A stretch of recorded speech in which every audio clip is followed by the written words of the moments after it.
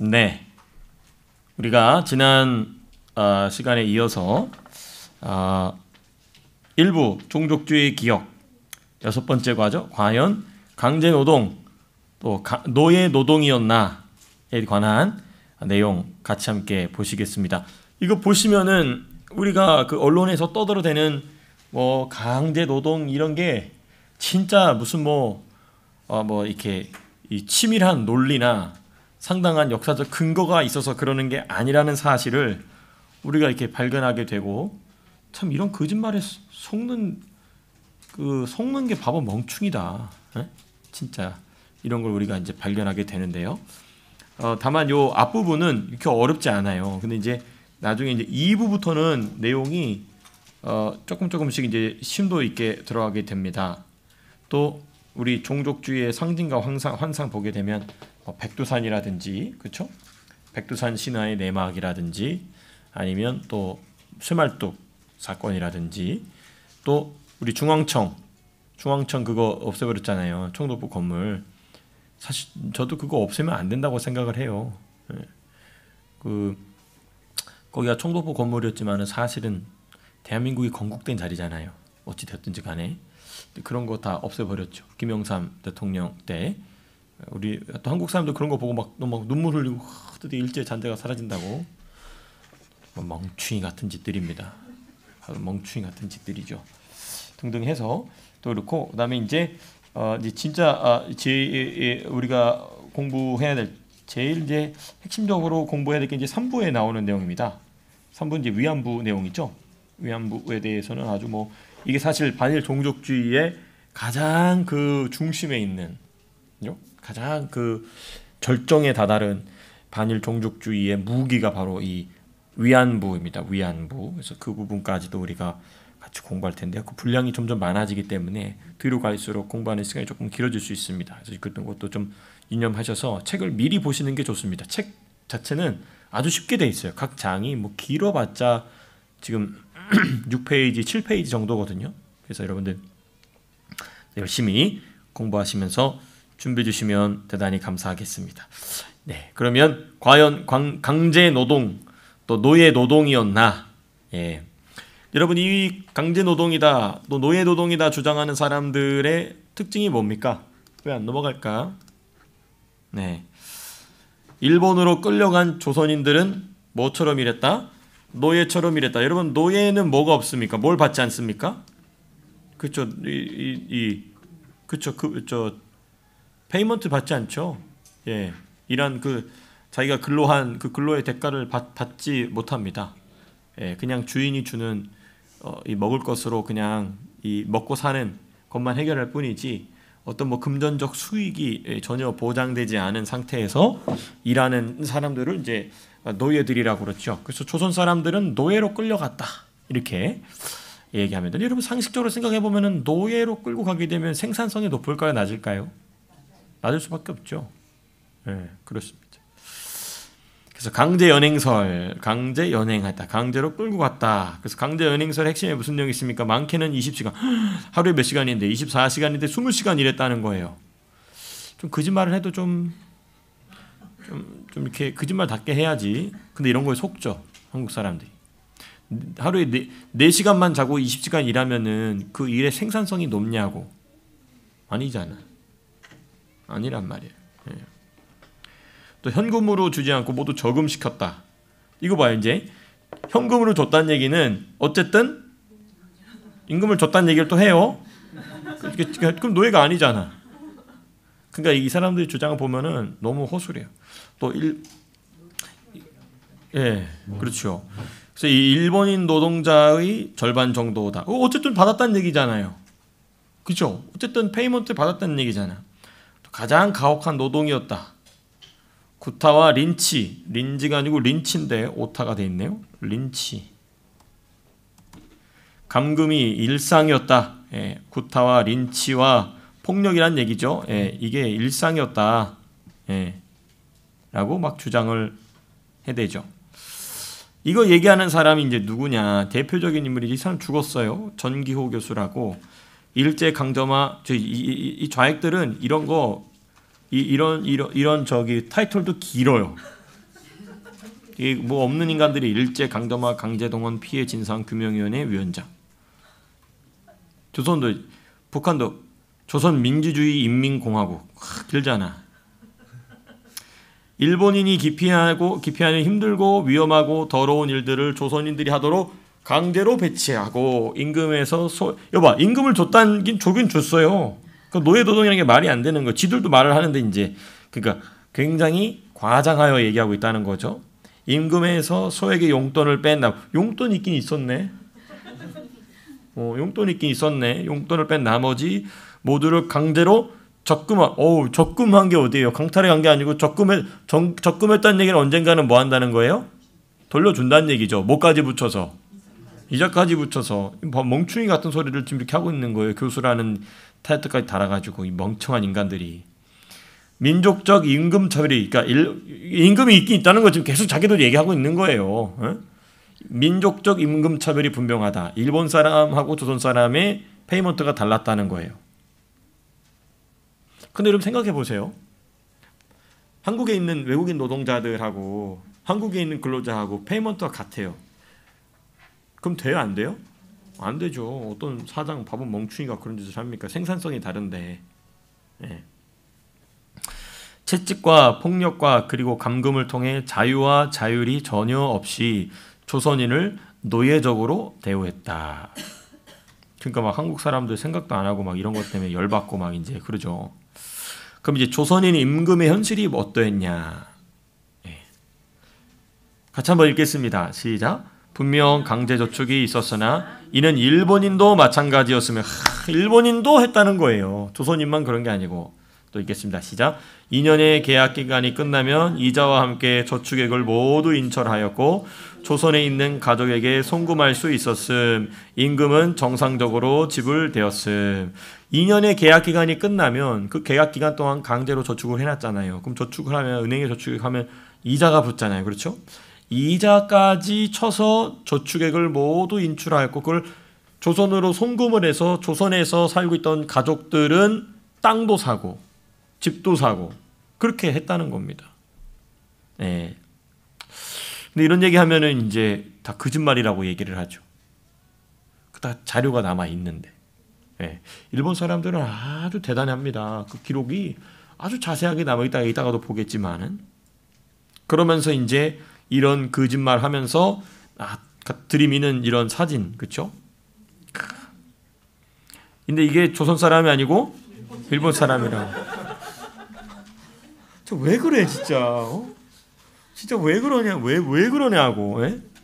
진짜 그런 것도 알아보지도 않고 그냥 아무 사진이나 막 갖다 달아놓고 조선 사람이 이렇게 힘들게 일했다고 얘기하는 거예요. 이를 그쵸? 알고서도 알면서도 그랬다는 거야.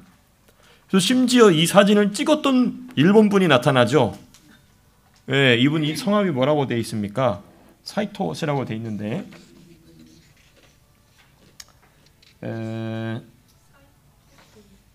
맞습니다. 사이토 고이치.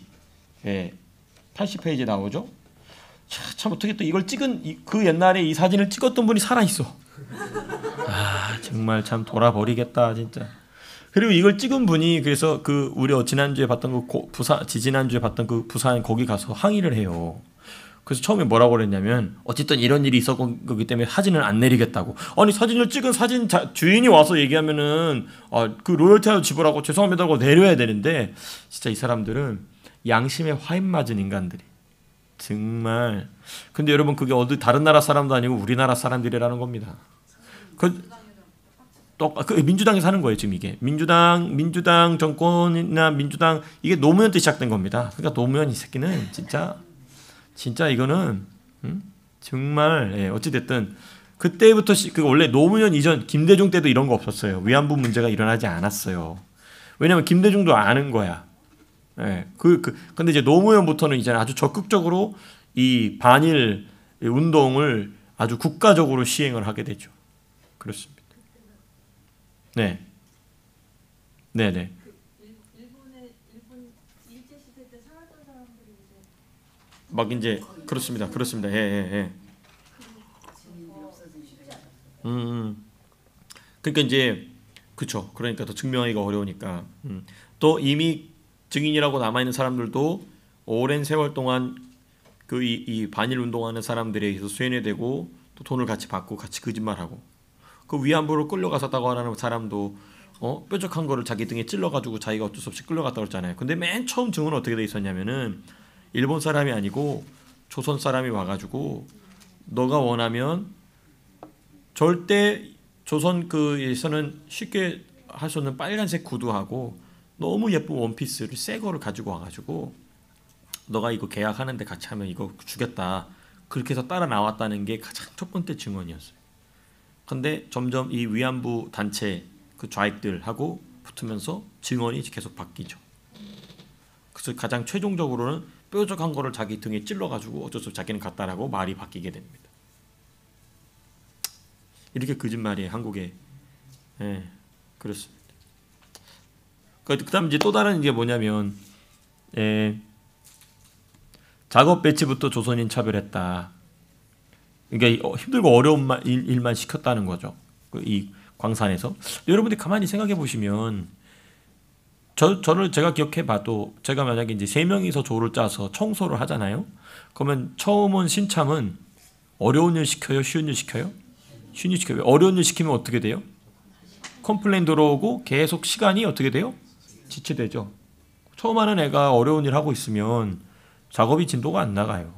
그래서 처음에 온 애들은 그냥 선정리부터 시켜요. 따라다니면서 백큐ම් 들고 청소하는 슈퍼바이저 형 따라다니면서 케이블 정리부터 해요. 케이블 정리하고 쉬운 거 쓰레기 봉투 꺼내가지고 저기 쓰레기통에 쓰레기 봉투 가서 묶어놓고 모아놓는 것부터 해. 또 그거 하면서 또 사고 쳐요. 봉투 터트리고 해가지고 다 이제 작살 내고 그런다고요. 예? 그건 기본 상식이에요. 그러니까 작업 배치부터 조선인을 쉬운 데 놨다. 그럼 배려해 준 거지. 근데 그게 아니고 뭐 했다는 거예요? 조선인을 어려운 데 넣었다는 겁니다. 잘 모르는 사람들한테. 그 상식적으로 말이 안 되는 주장이거든요. 그러니까 여기서 이 책에서 자세히 설명해 주는 채탄 방식의 변화. 채탄이 뭐예요? 그죠? 탄을 채굴하는 방식이죠. 채굴하는 방식. 캐내는 방식. 사진 6-1 한번 보시겠습니다. 사진 6-1은 19세기 후반의 방법입니다. 그렇죠? 이렇게 막 땅으로 기어 들어와 가지고 이렇게 하는 거는 진짜 이건 힘들죠. 그렇죠? 이건 진짜 힘든 일이지. 그리고 이거는 들어가서 이게 석탄이라는 걸 알아볼 수 있어야 되거든요. 그죠? 엉뚱한 거 캐오면 안 되니까. 그러니까 여기서는 힘도 있고 노련한 이 숙련공들만 할 수 있는 일이에요. 그죠? 근데 이제 여러분 19세기 후반이면 몇 년도입니까? 1800년대 후반이죠. 그죠? 근데 우리나라가 조선이 일본과 병합될 때는 몇 년도라고 그랬습니까? 1910년이라고 그랬죠. 벌써 19세기 후반이 아니잖아. 20세기 초반이잖아. 그렇죠? 사진 6-2 보시면 1930년대 시작된 채탄 방식은 일본 탄광의 대부분은 사람의 키를 훨씬 넘는 높이와 그리고 5m 이상의 폭을 유지하는 것이 일반적이다. 안전 때문에라도 이렇게 해야 된다는 것입니다. 그러니까 지금 이 6-2처럼 이렇게 하는 게 이 기본 이제 1930년대 기본 채탄 방식이라는 것이죠. 네, 그렇습니다. 그래서 작업 현장에서의 민족 차별론은 근거가 없는 주장이다. 근거 없는 주장이라는 거, 말도 안 되는 주장이라는 것입니다. 예. 먼저 뭐라고 얘기합니까? 조선인과 일본인이 작업조를 조선인 따로 일본인 따로 한 게 아니라 그렇죠? 조선인 몇 명, 일본인 몇 명 해가지고 한 조를 짰다는 거. 당연히 그럴 수밖에 없겠죠. 조선 사람들은 잘 모르잖아. 그러니까 아는 일본 사람들이 같이 함께해서 일을 어떻게 된다는 것을 가르쳐 주면서 일을 해야 되겠죠. 기본 상식이라는 거예요. 그러니까 어떤 조선인이 어려운 데 들어간다는 얘기는 조선인만 들어가는 게 아니라 누구도 같이 들어간다. 일본인도 들어간다. 왜? 같은 조니까. 그렇습니다. 그리고 조선인이 어떤 어려운 곳에 들어간다는 것은 그 사람 때문이 아니고 같이 함께하고 있는 일본인이 숙련공이기 때문에 가능한 거겠죠. 너무 상식이잖아요. 그렇죠? 첫 번째는 기술혁신, 첫 번째 장벽식 채탄이다. 장벽, 긴 벽이란 얘기죠. 긴 벽으로 이렇게. 그러니까 사람의 머리보다 높이 그리고 폭은 4-5m 해놓으니까 사람들이 길게 쭉 서 있을 수가 있잖아요. 서서 거기서 같이 캐는 거죠. 그거 안전하지. 그렇죠. 큰 갱도를 탄핵을 따라 나란히 길게 파는 것도 사람이 하는 게 아니에요. 뭐로 파요? 기계로. 또 그 노벨이 발명한 다이너마이트를 그냥 펑펑 터뜨리면 쾅 터지고 들어가면 이제 그거 가서 이제 잘 정리하고 정도한 다음에 또 쾅 터뜨리고 들어가고 이렇게 하니까 안전하죠. 그래서 작업조가 5m에서 6m 간격으로 나란히 서서 일제히 작업하는 거예요. 그럼 이제 작업하고 나서 들고 나가냐? 그게 아니지. 그 다음 두 번째 기술 혁신이 뭐냐? 기계화예요. 1929년 세계공황 이후 인건비를 줄이기 위해 기계화를 급속도로 추진하였고 석탄 재단기, 그러니까 막 곡괭이를 가가지고 두들겨 패는 게 아니고 여기 드릴처럼 이렇게 다다다다 해가지고 이제 깨트려서 채탄을 하는 과정이죠. 조각을 내고, 그리고 이렇게 조각 낸 거 땅에 떨어지잖아요. 그럼 그걸 삽으로 퍼가지고 뭐 해냈냐면 기계식 컨베이어 벨트, 그 이동하는 그 갱도 열차가 있는 거죠. 거기에 이제 사람이 타고도 왔다 갔다 하지만은 이 자기가 파낸 석탄을 실어서 보내는 거죠. 그렇죠? 컨베이어 벨트 쫙 이제 거기 이렇게 해가지고 그렇습니다. 더욱이 기계화로 인해 조선 사람들은 조선에서 뭐만 파던 사람들이에요? 그죠? 땅만 파던 사람들이 그 기계를 어떻게 만들 줄 아냐고요. 땅 파먹고 살던 사람들이 어떻게 뭐 땅이나 파고 똥이나 푸던 사람들이 어떻게 이거 기계를 만들 줄 어떻게 그러니까 이게 말이 안 된다는 거예요. 조선인 따로 일본인 따로 일한다는 게 말이 안 돼. 또 조선인만 일한다고 했다면은 혹시 했다면은 그냥 삽으로 퍼가지고 넣는 일만 했겠지. 가장 간단한 일, 가장 쉬운 일만 했겠죠. 그렇습니다. 그래서 여기 책에 잘 나오잖아요. 그간 농사만 지어온 조선인들이 기계식 드릴, 압축식 착암기, 소형 굴삭기, 컨베어를 조정하려면 오랜 시간에 걸친 훈련과 기계에 대한 지식이 필요했기 때문에 그렇죠. 기계라는 걸 본 적이 없지. 야, 이게 뭐냐 하고 이제 처음 본 거죠. 맨날 소나 보고 돼지나 보고 닭이나 보다가 기계가 막 착착착착 움직이는 걸 보니까 또 사고 위험도 있고, 그렇습니다.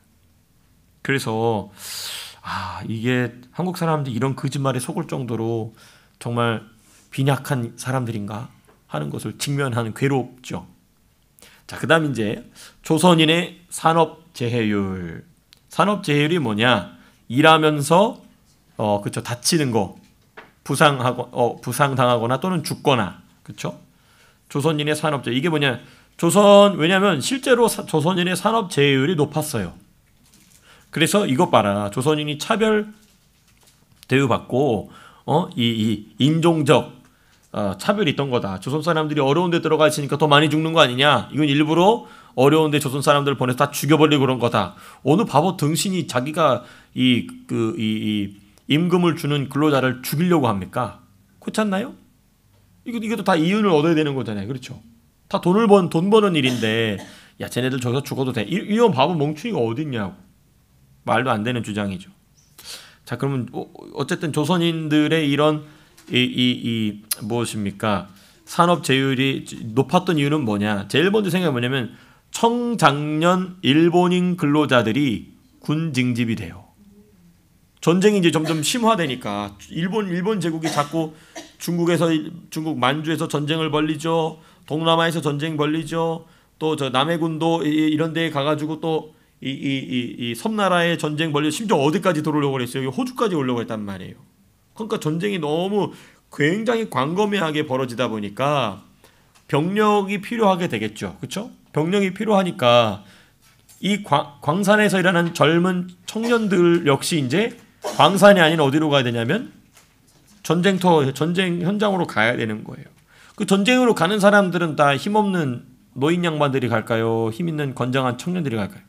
힘 있는 건장한 청년들이 가겠죠. 그럼 건장한 청년들은 탄광에서 어려운 데 일하겠습니까? 쉬운 데 일하겠습니까? 당연히 어려운 데 일하겠죠. 근데 그 어려운 데서 일하던 청년들이 빠져나가 버렸어요. 그 다음 그 자리를 누가 채운 거예요? 징집된 일본인 근로자들의 자리에 조선 사람들이 배치되는 겁니다. 그럴 수밖에 없다. 당연하겠죠. 예. 그래서 조선 사람들의 재해율이 높았던 것은 인위적인 민족 차별이 아니라 탄광의 노동 수요, 필요와 노동의 이런 근로자들의 필요와 그리고 조선의 노동 공급이, 왜냐하면 이때까지는 조선 사람들을 일본 군인으로 징집했다 안 했다? 안 했다는 거예요. 당연하겠죠. 피식민지 사람들을 군대에 집어넣었다가 군인으로 잘 훈련시켜가지고 총을 들려줬어. 그래, 이 새끼들 이제 다 싹 죽여버리자. 그럴 수 있잖아요. 안 그래요? 그러니까 이런 것도 생각해보면 한국 사람, 조선 사람들을 억지로 군대에 데려갔다는 것도 생각해보면 바보 같은 소리예요. 왜냐하면 그렇게 억압과 피해와 차별과 무시와 멸시천대를 받았다가 자기를 잘 가르쳐줘서 어떻게 하면 사람을 잘 죽일 수 있는지를 가르쳐줬어. 그래? 기다려라 이 새끼들아. 그래가지고 딱 총을 들여준 순간 뒤로 돌아 싹 다 죽여버렸겠죠. 그러니까 바보 같은 소리를 한 겁니다. 더군다나 엄격하게 명령이 하달되고 그것을 죽기까지 지켜야 될 전쟁터 현장에서 언제 자기에게 총구를 들이밀지 모르는 피식민지의 이 식민지인들을 군인으로 데려온다는 것은 이거는 말도 안 되는 일인 거예요. 억지로 데려오면 말이 안 된다는 것이죠. 그러니까 지금 이런 거 보게 되면 참 거짓말이다. 그래서 일본인보다 높았던 조선인 사망률의 원인은 이와 같다 하면서 이렇게 우리가 지금 물론 자세한 내용이 쭉 있죠. 이 84페이지, 85페이지 보게 되면 특별히 85페이지 뭐라고 되어 있습니까? 1943년 일본 주요 탄광에서의 사망률을 보면 조선인이 일본인보다 2배가량 높았다. 이건 사실이에요. 근데 그럴 수밖에 없는 것은 조선인이 들어가기 전에는 일본 사람들도 거기 들어가는 사람이 2배가량 높았다는 것이죠. 그런데 그렇게 그 어려운 곳에 있던 사람들은 다 어디로 가고 다 전쟁터로 가게 되고 그 다리를 조선 사람들이 메꿨기 때문에 어쩔 수 없이 조선 사람들이 더 많이 다치거나 죽을 수밖에 없었다는 것은 뭐 필수부격이라는 이 사실이었던 것이죠. 현실이었던 것이죠. 그래서 그 자세한 퍼센테이지도 다 이렇게 85페이지에 제시되고 있습니다. 그렇습니다. 자세한 내용은 우리가 다 읽어보셨기 때문에 제가 인용하지는 않았습니다. 자, 첫 번째 챕터는 여기까지인데요. 이 마무리하면서 혹시 질문 있으신가요? 예, 없으시면 일단 첫 번째 챕터는 여기까지 하고요. 두 번째 챕터는 또 이어서 또 하도록 하겠습니다. 네, 잠깐 한 5분 정도 쉬었다가 간식도 드시면서 잠깐 쉬었다 하겠습니다. 네. 두 번째입니다. 두 번째 우리 7과죠. 조선인 임금차별의 허구성. 이제 6과하고도 연계가 있는 내용이라 그렇게 우리가 뭐 자세하게 살펴볼 내용은 없습니다만은 그래도 핵심적인 내용만 딱 집어서 또 우리가 진행하도록 하겠습니다. 여기 참 뭐가 있냐면 정치적 목적이 있다는 것입니다. 아니 이 역사적 사실을 두고 정치적 목적을 둔다는 것 자체가 이미 뭐예요? 거짓말하겠다는 거죠. 예, 이미 뭐 거짓말하겠다는 포석인 거죠. 포석. 벌써 한 다리 깔고 들어가는 것이죠. 거짓말하겠다는 것입니다. 이 임금 차별에 대한 주장을 보시게 되면 먼저 뭐라고 되어 있으냐? 임금을 제대로 지급하지 않고 혹사시켰다. 임금은 일본인 노동자의 절반 정도였으며 그중 상당 부분은 공제되어 실제로 받은 돈은 얼마 되지 않았다. 돈을 주긴 줬네. 또 말이 이렇게 바뀌어요. 예. 자, 그럼 임금 차이와 임금 지불에 대한 사실입니다. 임금의 평균을 계산해 보면 일본인보다 조선인이 낮은 경우가 많이 있죠. 많이 있으나 일본인보다 훨씬 많은 임금을 받는 조선인도 어떻게 했다고요? 상당히 많았다. 그렇죠? 상당히 많았다. 이는 당시 임금은 기본적으로 무슨 급이었다? 성과급이에요. 성과급이라는 게 뭡니까? 일한 만큼이라는 거죠. 네, 딱 정해진 게 아니고 일을 많이 잘했다. 그러면 그만큼 돈을 더 준다는 것입니다. 그래서 근로자가 일한 만큼, 작업한 만큼 임금을 지불했다는 것입니다. 네. 그러니까 일본인이 조선 사람보다 더 생산성이 높았고 더 무엇입니까? 초과, 그렇죠. 성과급 내지는 초과 수당을 받았다는 것이죠. 네. 전시에 정부가 요구하는 생산량을 맞추는 것은 대단히 어려운 일이었습니다. 전쟁 중에 정부가 요구하는 물자들을 생산해내고 또 이 광물들을 캐낸다는 것은 쉽지가 않아요. 왜냐하면 일반 평시에는 수요에 맞춰서 공급을 하잖아요. 그렇죠. 근데 전시에는 공급이 계속 늘어날 수밖에 없어요. 그리고 그 공급을 신속하게 해야 돼요. 왜? 빨리빨리 공급이 안 되면 전쟁에서 지니까. 그렇죠. 그래서 일반적으로 시장에서 요구하는 수요에 맞춰서 따라가는 게 아니라 이제는 뭐 이건 죽고 사느냐의 문제에 직결되어 있는 것입니다. 따라서 기업은 인력, 노동력의 생산성을 유지하는 것이 가장 중요했어요. 왜? 정부의 요구에 따라했기 때문에. 정부가 요구하는 대로 어떤 물건들을 생산해내야 했기 때문에 노동력을 계속해서 유지하는 것, 생산성을 계속 유지하는 것이 핵심이었습니다. 그러니까 돈을 버냐 안 버냐는 둘째 문제인 거예요. 이 요구하는 물건을 제대로 얼른 만들어낼 수 있느냐 없느냐, 그게 이제 핵심이었던 것이죠. 그런 점에서 이제 미국이 대단했던 게 뭐냐면 미국이 제조업 강국이었거든요. 2차 세계대전 이후에 미국이 이 전시 경제를 그만둬 버립니다. 근데 전쟁이 어디서 납니까? 한반도에서 나버리잖아요. 한반도에서 전쟁이 꽉 나버리니까 미국을 따라오는데 어마어마한 속도로 따라옵니다. 네, 그때 뭐 보잉이라든지 포드라든지 차 만들고 비행기 만들고 탱크 이런 회사들이 어마어마한 속도로 이렇게 따라오게 되죠. 어찌되었든 따라서 임금을 주지 않거나 임금에 차별을 두었다면 조선 사람들이 일하고 싶을까요? 일하고 싶지 않겠죠. 그렇잖아도 어려운 일인데, 그렇죠? 노동 의욕을 저하시키고 생산성은 당연히 떨어질 수밖에 없으므로 조선인과 일본인 사이에 임금 차별을 두었다는 것은 성립할 수 없는 주장이, 말이 안 되는 주장인 것이죠.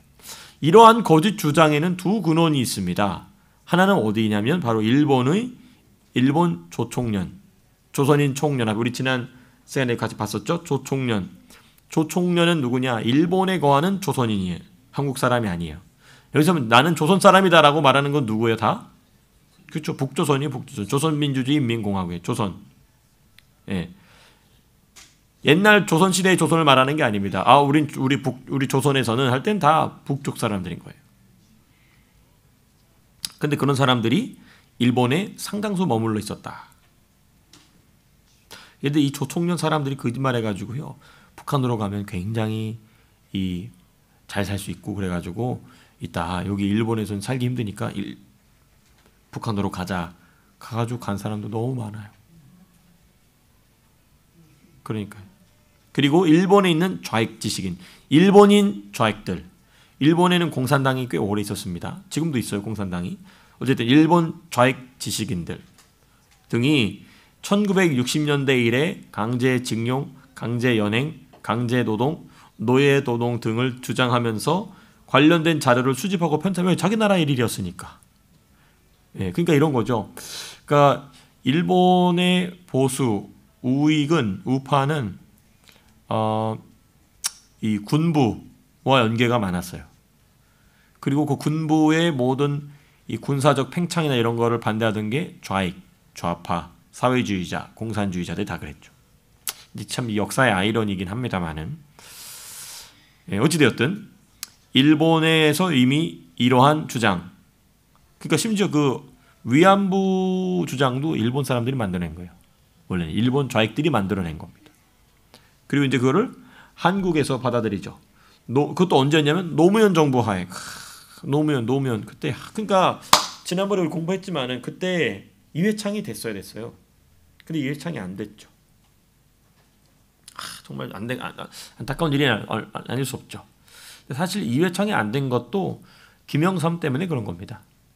그것도 이제 자세하게 우리가 공부하면 또 할 만한 그런 내용이 좀 것도 나중에 하도록 하고요. 어찌됐든 그때 이회창 씨가 되지 못하고 노무현이 거짓말로, 그렇죠? 예, 거짓말로 대통령이 되고 나서부터 나라가 아주 급속도로 좌경화되기 시작합니다. 그때 이제 일제 강점화 강제 동원 피해 진상 규명위원회 해가지고 이제 반민족 이 사전까지 만들어가지고 가나다 순으로 해가지고 이 사람 다 친일파라고 해가지고 그 사전을 각급 학교에다가 다 퍼뜨려서 제가 아직도 기억이 나요. 그래서 그 책을 열어보면 이 사람 친일파다 해놓은 책이 많아요. 그 친일파 이제 누구도 들어가 있냐면 이제 백선엽 장군도 들어가 있고 그렇죠. 다 친일파. 정말 이제 그런 일을 진행하는 91페이지 한번 보실까요? 91페이지 두 번째 문단의 마지막 부분, 91페이지. 너무 중요한 부분인데요. 91페이지의 두 번째 문단의 마지막 부분. 이 사실은 제가 새로 찾아낸 자료에서 발견한 것이 아니라는 점을 강조하고 싶습니다. 그 다음 문장 같이 읽겠습니다. 시작. 강제징용 또는 강제연행과 노예노동을 주장하는 바로 그 연구자들이 발굴하고 편집하고 출판한 자료집들 속에 모든 내용이 들어 있습니다. 이게 참 혈압 오르는 일이죠. 그러니까 이걸 연구한 사람도 다 안다는 거예요. 자기들이 거짓말하고 있다는 걸 알고 거짓말한다는 겁니다. 정말 사악한 자들이죠. 정말 사악한 자들입니다. 그리고 한국 사람들은 너무나도 쉽게 이런 거짓말에 속아 넘어왔죠.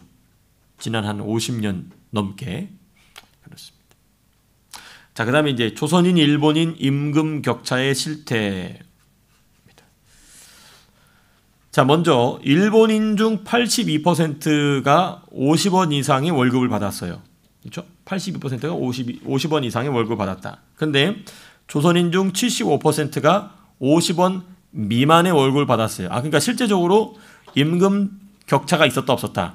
있었다는 것입니다. 그 이유가 뭐냐 보시게 되면 이게 바로 기술 숙련에서 발생하는 임금 차이인 거죠.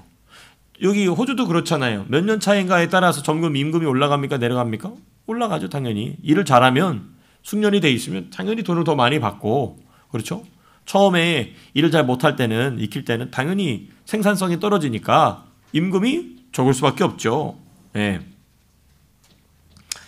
그리고 이 기술 숙련이 발생하는 임금 차이고 또 기술의 숙련 차이가 발생할 수밖에 없는 이유가 뭘까요?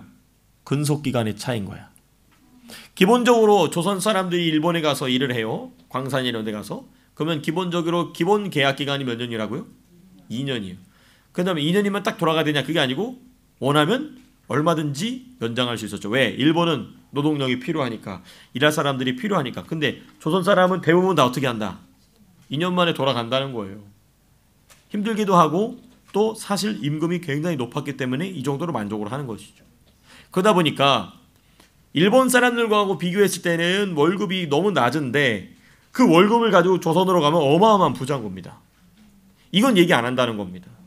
사람들이 그때 모은 돈으로 집도 사고 땅도 사고 자식들 교육도 시키고 하기도 하고 자기 동생들 아니면 자기 그 장자들 자기 형들 공부시키는데 돈도 쓰기도 하고 이랬단 말이에요. 예. 근데 이제 그런 걸 전혀 고려하지 않고 무작정 이제 임금 차이가 있었고 이거는 인종차별이다라고 말한다는 것입니다. 그래서 어느 탄광 임금 대장으로 본 조선인, 일본인의 임금이다. 이 기록 대장이 있던 것이죠. 이렇게 기록해 놓은 그 장부가 있었다는 것입니다. 대장이 막 캡틴 대장 아닌 거 아시죠? 네, 그 장부를 대장이라고 합니다. 네. 자, 그다음 첫 번째 이제 조선인 임금 1시간 기본급은 평균 1원 72전이었어요. 1원 72전. 10시간 일하면 이 정도 받는다는 거예요. 그리고 월 수입은 평균 100원이란 말이죠. 일본인은 10시간 기본급 평균 1원 70전. 오히려 약간 일본 사람이 적죠. 근데 월 수입은 높아져요. 116원입니다. 이게 막 큰 차이는 아니지만 또 적은 차이라고도 얘기할 수 없다고 합니다. 그 왜 그랬을까? 월 수입 차이 발생 요인이 뭐냐? 같이 한번 읽어보시겠습니다. 시작. 일본인의 초과 근로시간이 조선인보다 많았으며 일본 사람들은 더 일했다는 거예요. 그러니까 조선 사람들은 더 일할 수 있었지만 해야 되는 만큼만 하고 안 했다는 거예요. 뭐로 다녔을까? 놀러 다니고 맞아요. 술 마시고 도박하고 그리고 또 이 여자집 다니고 그런 거예요. 조선인 저기가 있었어요. 저기가 위안소가 일본에 있었어요. 그러니까 여러분 그렇게 위안부 하던 사람들이 군대로 간 겁니다. 그런 경우도 굉장히 많아요. 그러니까 원정으로 이렇게 많아요. 그게 사실이야, 사실. 그 사실을 직면하는 게 힘들죠. 그렇지만 현실이고 어떡해. 네. 두 번째 시작. 조선인은 단신으로 거주하였으나 일본인은 가족들과 함께 거주하였으므로 가족수당 추가가 있었다는 거예요. 그래서 이거 할 때 제가 지난 시간에 공부할 때도 사측에서 고용하려 할 때 너 원하면 가족들도 데려오라고 얘기하잖아요. 했다고 그랬잖아요. 왜? 가족들이 있으면 잘 도망가질 않아. 그리고 가족들이 오면 수당을 더 받아. 심지어 가족들이 오면 살 집까지 주죠. 그 일하는 근처에서. 그러니까 이 생활의 안정을 위해서. 근데 조선 사람은 그렇게 안 했다는 거죠. 그냥 단신으로 거주하였어. 근데 일본 사람들은 가족들과 함께 가족 수당을 준 거죠. 가족들하고 같이 사니까 가족들에 대한 수당. 그러니까 당연히 높을 수밖에 없죠. 그리고 또 공제금 차이. 공제금 차이가 뭐냐? 월급은 있지만 공적으로 제하는 돈이 있다는 거죠. 예. 그 첫 번째는 기숙사비. 기숙사에 거주하니까 뭘 내야 돼요? 그렇죠. 기숙사비에 밥값이 들어가죠. 그죠? 근데 일본 사람들은 가족들하고 하니까 밥값을 따로 낼 필요가 없죠. 그리고 또 다른 공제금은 저금으로서의 공제금인데 조선인보다 일본인이 적었어요. 억지로 그 강제 저금하게 하는 그 비율이 작았어요. 왜 그런지 이제 볼 거예요. 이 강제 저축에 대한 내용인데 같이 함께 읽겠습니다. 여기 앞에 일본은 시작. 일본은 저축을 강제하는 방법으로 인플레를 예방하려 하였습니다. 이게 뭐냐면 전쟁 시기에는 이 국가가 전쟁을 수행하기 위해서 필요한 물자들이 많잖아요. 그 물자들이 많다 보니까 시중에 현찰을 많이 찍어서 풀어요. 현찰을 많이 찍어서 정부가 사들여야 될 걸 빨리 사들입니다. 근데 그렇게 하면은 정부는 사들여야 될 걸 빨리 사들여야 될 수 있어서 좋지만은 시중에 돈이 많이 풀리면 돈의 가치가 낮아지는 거예요, 높아지는 거예요? 낮아지게 되죠. 그렇게 되면 인플레이션이 발생합니까, 안 합니까? 당연히 발생할 수밖에 없겠죠. 물가가 올라갈 수밖에 없겠죠. 그러니까 그래서 강제 저축을 통해서 시중에 돌아다니는 돈이 최소한이 되기 위해서 일부러 은행에 잡아 넣어놓는 것입니다. 그래서 이거는 강제 저축은 일본만 그런 게 아니라 전쟁을 시행하는 대부분의 나라들이 하던 일이에요. 독일도 그랬고 영국도 그랬고 이탈리아도 그랬고 프랑스도 다 그랬어요. 그래서 따라서 강제저축은 조선이나 일본인이나 동일하게 적용된 거다. 다만 일본인의 경우 동거 가족의 생계에 현금이 직접 필요했기 때문에 그 현금이 직접 필요하고 현금을 직접 인출해야 된다는 것을 그 사측에서 인정하는 경우에는 인출할 수 있었던 것이죠. 근데 조선인의 경우는 가족이 없어. 근데 너 뭐에다 돈 쓰려고 그러냐? 그럼 밖에 나가 술 좀 마시고 온다. 안 된다. 그러니까 저금으로 들어가는 돈이 더 많을 수밖에 없죠. 이는 조선인과 일본인의 저축의 크기의 차이가 발생하게 된 원인이라는 것입니다. 그 설명을 들어보면 너무 합리적이고 너무 이거는 당연한 상식적인 부분인 것입니다. 심지어 여러분 이 표는 참 기가 막힌 표죠. 이거 마지막 슬라이드인데 조선인 탄광부와 다른 직종의 임금 비교. 조선 사람이 일본으로 가서 탄광에서 일하게 되면 서울이면 어딥니까? 조선에서 가장 그래도 좋은 일자리가 많은 곳이잖아요. 그렇죠? 근데 거기 방직 공장에서 남자로 일하면 5배야. 5배. 비교했을 때 5배나 높아요. 탄광에서 일하면. 일본 탄광에서 일하면 조선에서 방직 공장에서 일하는 것보다 5배. 선생님, 그렇게 선생님은 굉장히 존경받는 직업이잖아요. 똑똑하고. 근데 탄광에서 일하면 선생님보다는 4.6배나 임금이 높은 거예요. 또 남자 회사원이면 3.5배. 은행원이면 뭐 굉장히 좋은 직업이잖아요. 근데 은행원보다도 2배나 높은 거예요. 그리고 일본 순사, 조선에 파견된 일본 순사보다도 거의 4배 가까이 높은 거죠. 어디서 일하면? 일본 탄광에서 일하면. 또 일본 사무직, 대졸, 대학교를 졸업한 정말 엘리트잖아요. 그 당시에. 그 엘리트가 받던 초임보다도 임금이 2배나 높았다는 것이. 어디서 일하면? 탄광. 그러니까 탄광에 가서 힘들지만 돈은 어마어마하게 벌고 오는 거죠. 그러니까 2년만 일해도 굉장히 큰 돈을 버는 거기 때문에 그냥 그러고 말고 가는 겁니다. 그러니까 이게 참 어떻게 이런 거짓말을 능청스럽게 하지? 생각해보면 계속 우리가 생각해보면 좀 자괴감이 들죠. 이게 상식인데 너무 상식이고 그리고 그 당시에 살았던 사람들을 굉장히 우리가 폄훼하고 있는 거죠. 이 사람들은 정말 그래도 열심히 살았구나.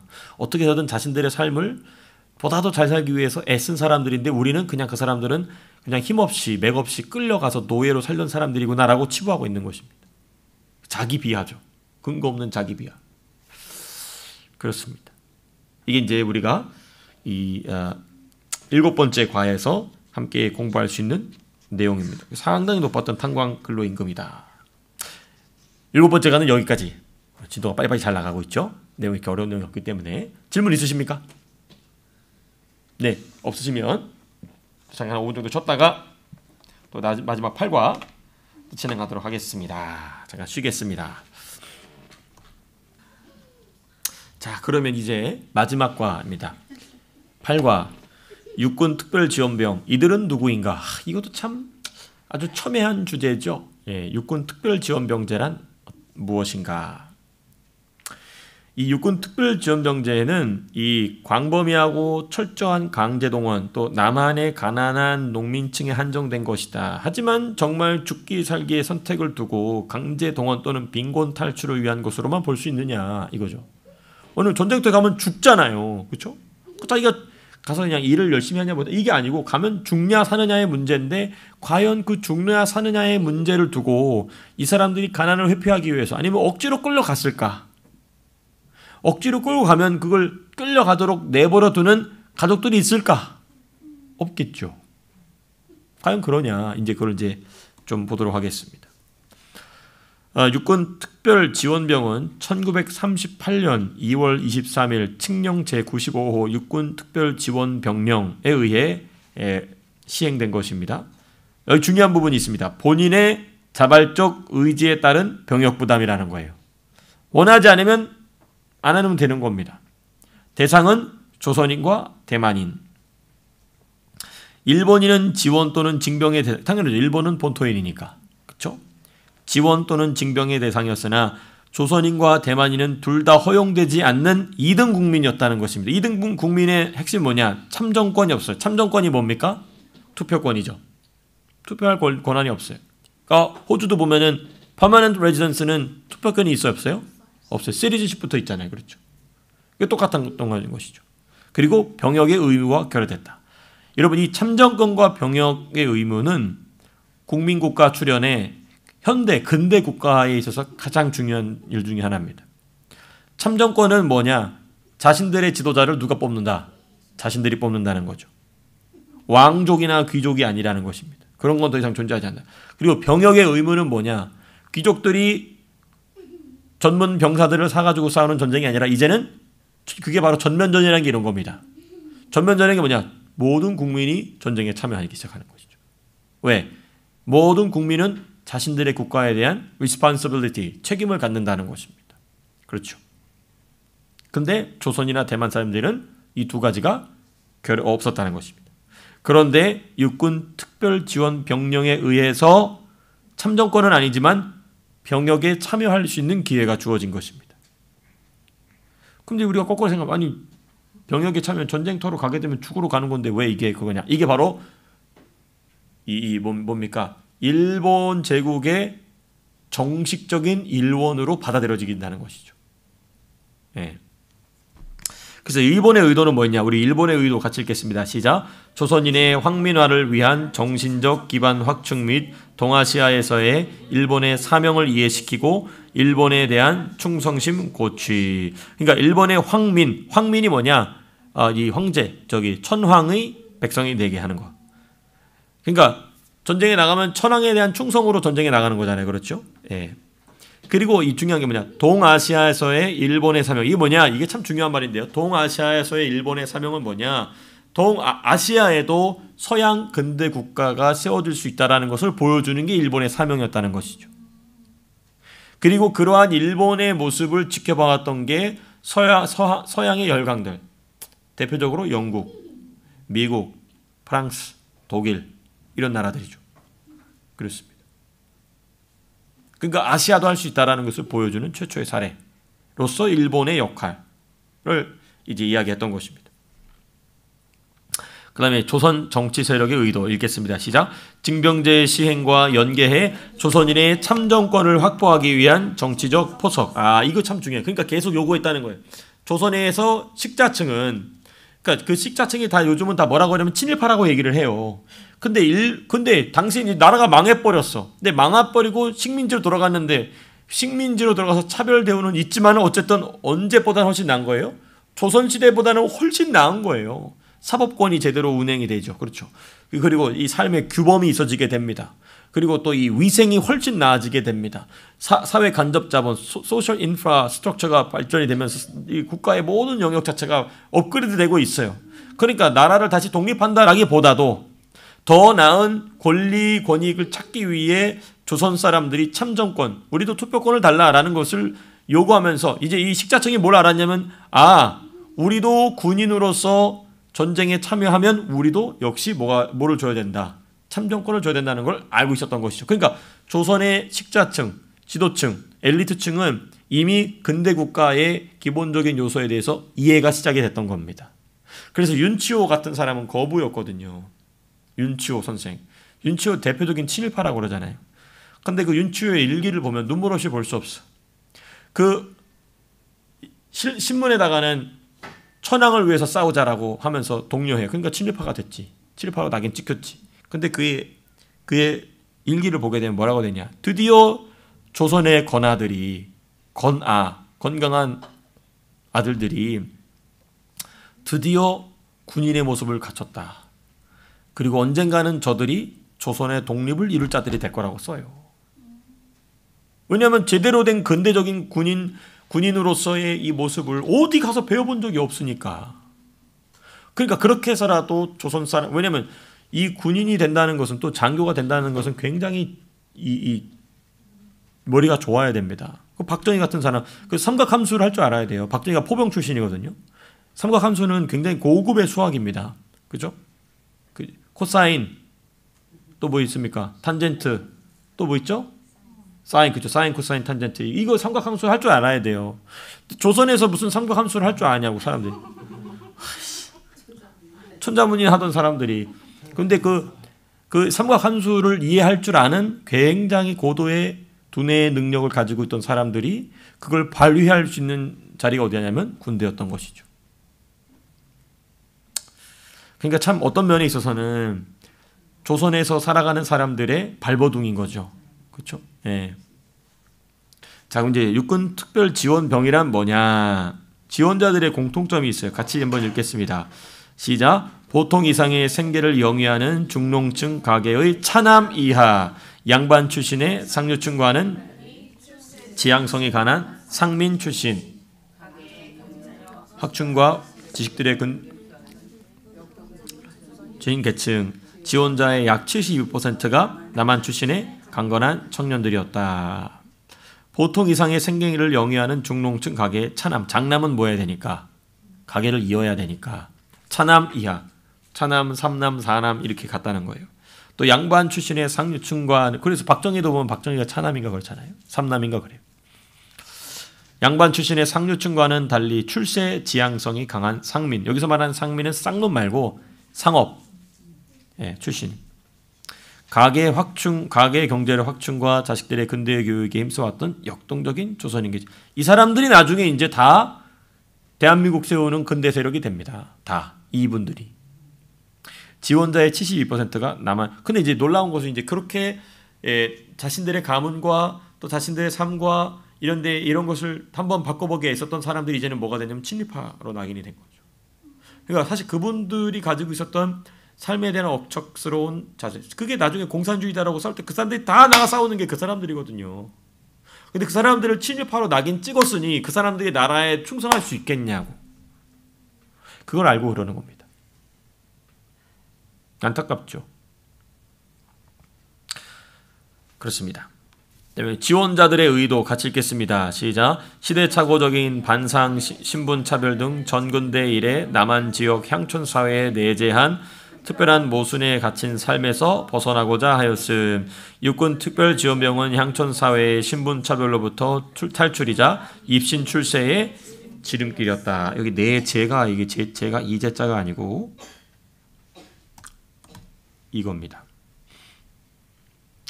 시대착오적인 반상이 뭡니까? 양반 쌍놈이죠. 양반 쌍놈 할 때 상. 양반 신분이 높은 사람들이고 쌍놈들은 심해.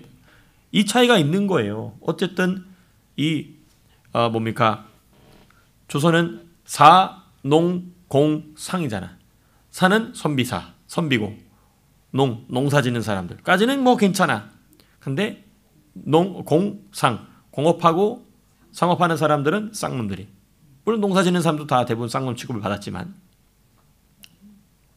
그렇죠. 근데 이제 여기 뭐라고 해서 아까 상민 출신이면 이제 상업하는 사람들 가장 쌍놈들인 거예요. 머리는 굉장히 뛰어난데 저 돌대가리들이, 그러니까 우리 원피스 보면 천룡인, 천룡인 모르시겠구나. 원피스 천룡인이라고 있거든요.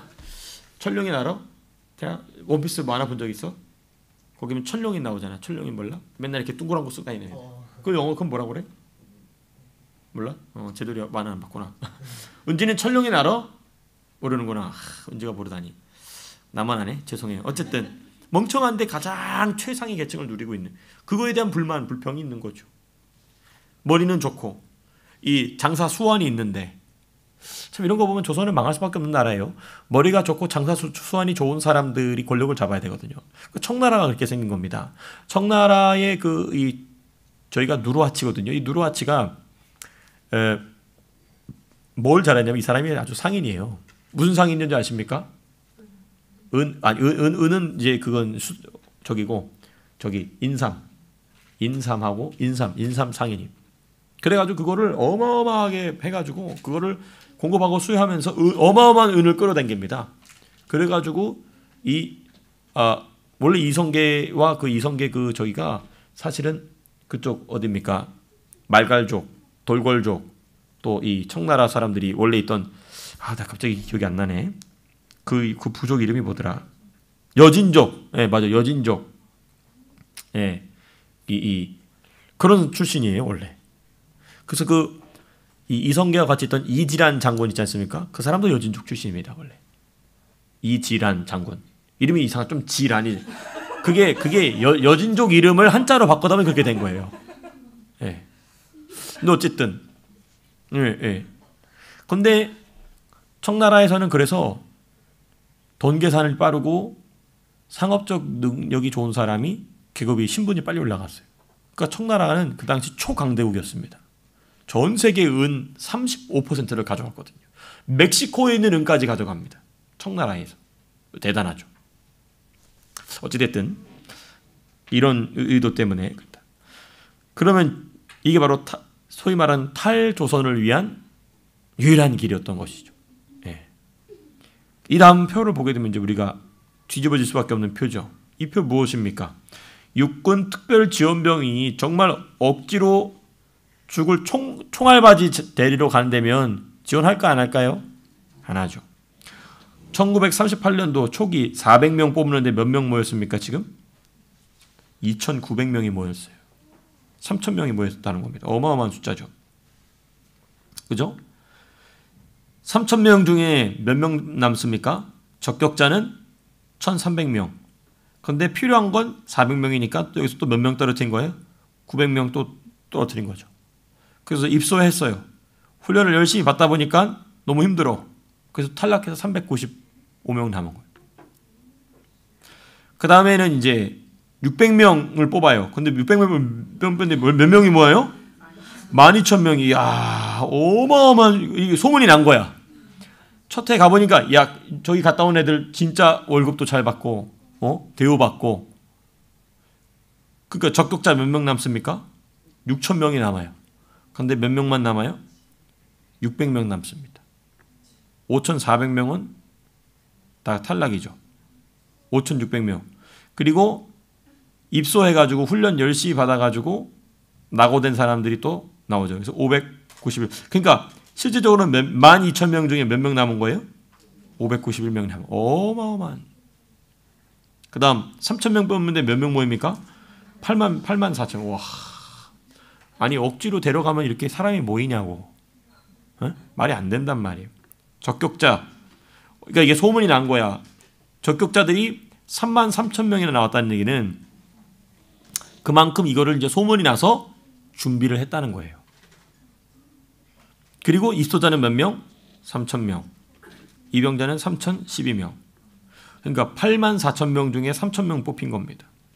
점점 많아집니다. 똑같이 3,000명 뽑는데 그 다음에는 몇 명이 모입니까? 14만 명이 모여요. 어마어마한 숫자가 모이죠. 적격자가 또 늘어나요.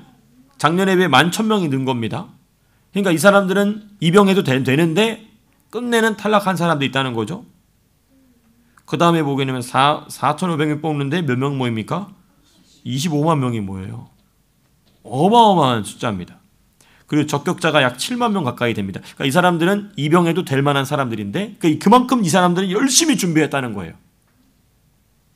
그 다음에 보면 5,000명 뽑는데 몇 명이 모이냐면 30만. 여러분 30만 명이면요 2000시 인구가 지금 몇 명이냐면 20몇만입니다. 어마어마한 숫자가 지금 이게 여기 지원한 거예요. 적격자가 7만 명, 입소자는 5,000명, 5,300명, 입영자는 5,200명. 그래서 총 합계 총 모집 인원이 16,500명인데 총 지원자는 몇 명이었습니까? 80만 명이. 와, 어마어마한 숫자입니다. 80만 명이면 거의 100만 명이거든요. 어마어마한 숫자죠. 적격자는 22만 명, 입소자는 17,000명, 그리고 입영자는 17,000명. 그래서 이 정도다. 여러분, 엄청나게 많은 수의 조선인들이 그 당시 가장 똑똑하고 가장 건강하고 가장 무엇입니까? 적격으로 될 수 있는 이 조선 사람들이 억지로 이 짓을 했겠냐고요. 아니라는 것입니다. 이걸 과연 강제징용이라고 할 수 있느냐? 말이 안 된다. 그러니까 다 데려가면 되죠. 뭐 강제인데, 그렇죠? 말이 안 되는 거죠. 그렇습니다. 극한의 전장 환경과 생물학적 한계를 돌파하는 생존 투쟁 와중에 전문적인 군사 지식 그리고 풍부한 실전 경험. 그래서 실전 경험을 막 많은 곳에 가서 하잖아요. 책을 보시면 어디가 나오냐면 몇 페이지입니까? 104페이지 보시게 되면 중일 전쟁에 참전하죠. 그죠? 이 중일 전쟁에 참전하는 게 참 중요한 게 뭐냐면 중일 내전에서 누구와 싸우냐면 중국군하고 싸워요. 그러니까 이 조선 사람의 입장에서 중국인과 이렇게 제대로 전쟁을 한 한반도, 소위 말하는 한민족이라는 사람들이 중국과 전쟁을 한다는 것은 거의 몇천 년 만에 처음인 거죠. 그게 언제였습니까? 고려 때는 사실 중국인들 아니라 몽고였죠. 삼국시대로 가야 됩니다. 삼국시대 가면은 그 고구려 같은 경우는 이 양만춘 장군이 안시성에서 이 당나라 황제 누나 하나를 그냥 빼버리는 활을 쏴버리다고 하잖아요. 그때 또 발해 또 강감찬, 그렇죠. 강감찬도 있고, 그렇죠. 강감찬. 아주 그냥 오래로 돌아가야 돼요. 그리고 그 이후부터는 중국하고 전쟁해 본 적이 없어요. 중국에서 사실상 속국으로 살아왔죠. 그러니까 수백 년 만에 처음으로 한국 사람이 이 한반도에서 거주하는 사람이 중국과 싸운다는 점에 있어서 굉장히 의미가 깊은 겁니다. 근데 안타깝게도 무슨 군의 이름으로 갑니까? 일본군의 이름을 갖다는 게 이제. 하지만 그것밖에 없으니 그렇게 해서라도 전쟁 경험을 길러야 되는 리더십들이 필요하다라고 생각했던 게 소위 지금 우리가 많은 사람들이 친일파라고 얘기하고 있는 아까 제가 누구 얘기했습니까? 윤치호라든지 또 누굽니까?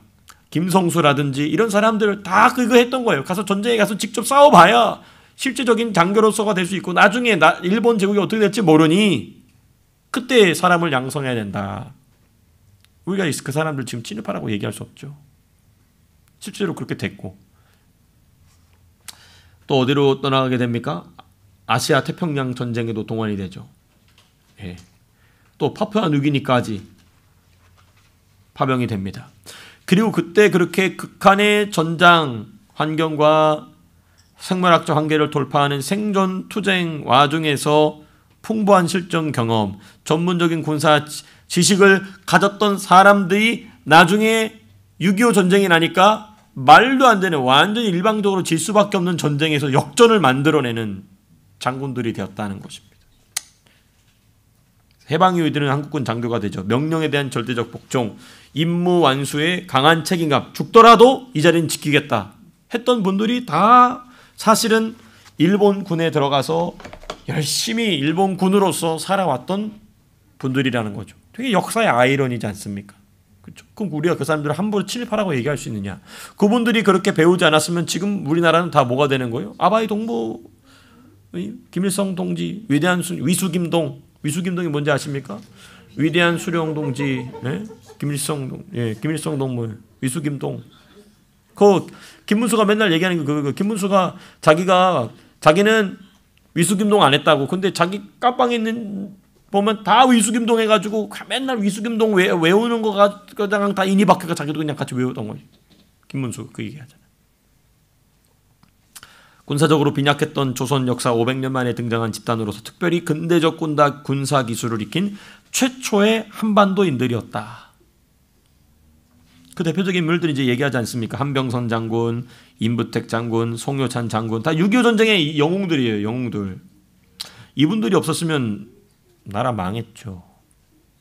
이 장군들이 있었기 때문에. 이분들 윗세대는 이제 백선엽 장군 같은 분들은 아예 만주군 출신입니다. 예. 제국의 천병은 뭐냐? 전투 지역이나 그 행군에서 부대의 전방 앞서 나가가지고 이 미리 정보를 조사해 오는 가장 발이 빠르고 가장 명민하고 민첩하고 똑똑한 사람들만이 되는 게 천병이 됩니다. 여기서 말하는 제국은 무슨 제국일까요? 일본 제국이죠. 그리고 조국의 간성은 뭐냐? 방패 간자 성성자예요. 방패. 그리고 조국은 무슨 조국이겠습니까? 대한민국이겠죠. 대한민국의 방패이자 성이 되어줬다는 것입니다. 우리 같이 함께 읽겠습니다. 마지막 슬라이드인데요. 시작. 이들은 태어나면서부터 일본 신민이었고 그것도 참정권과 병역 의무를 결여한 2등 국문에 지나지 않았음. 그러나 망국노라는 편견과 차별, 고난과 역경을 극복하면서 지식과 기술, 근면성과 책임감을 체득한 근대인으로 성장한 이들이었음. 후에 이들은 1948년 새로운 조국 대한민국을 건립하고 6.25 전쟁기 국제공산 세력으로부터 새로운 조국을 지킴으로써 오늘날 대한민국 성취의 기초를 닦은 공로자들이었다. 그렇습니다. 그러니까 참 역사라는 것은 모순과 뒤엉킴 속에 앞으로 나아가는 겁니다. 그렇죠? 그래서 과연 우리는 이들을 반민족 행위자라고 얘기할 수 있을까? 불가능하죠. 이분들 때문에 대한민국의 기초가 세워진 거거든요. 곧 7.18하고 함부로 정죄할 수 있는가? 그럴 수 없다는 겁니다. 태어났는데 일본 제국에 태어난 거 어떡하냐고. 조선이란 나라는 경험해보지 못했고 어머니 아버지한테 들어보니까 조선이라는 나라는 망할 수밖에 없고 망하는 게 더 낫다라고 얘기할 수밖에 없는 나라. 그럼 어떻게 합니까? 독립운동이에요? 다 죽어버리는데? 어떻게? 그거를 인정하는 선에서 그분들의 인생은 어떻게 지나갔고 또 그분들의 헌신과 그런 이 모순과 이 편견, 여기 망국노가 뭐냐면 망국이 뭐냐면 망한 나라의 노예예요. 망한 나라의 노예라는 편견과 차별을 받으면서도 꿋꿋이 자신들의 삶을 앞으로 전진시켰던 이분들을 우리가 함부로 얘기할 수 있겠느냐? 그럴 수 없다는 것이 이제 우리가 공부를 통하여서 새겨야 될 교훈입니다. 그렇습니다. 오늘은 여기까지입니다. 혹시 질문 있으신가요? 예, 없으시면 제가 기도하고 마치겠습니다.